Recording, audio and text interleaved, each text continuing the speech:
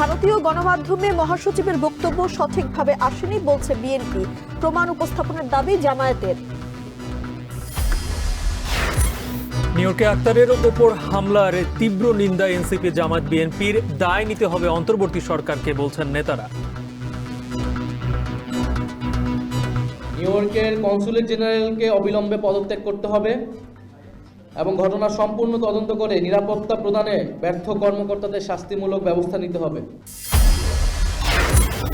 শাপলা প্রতীক পাচ্ছে না এনসিপি, জানালেন ইসি সচিব। বিকল্প প্রস্তাব জমার নির্দেশ, শিগগিরই নতুন দলের নিবন্ধন। দুর্গাপূজার জন্য 3 দিন পিছিয়ে 15 অক্টোবর চাকসু নির্বাচন।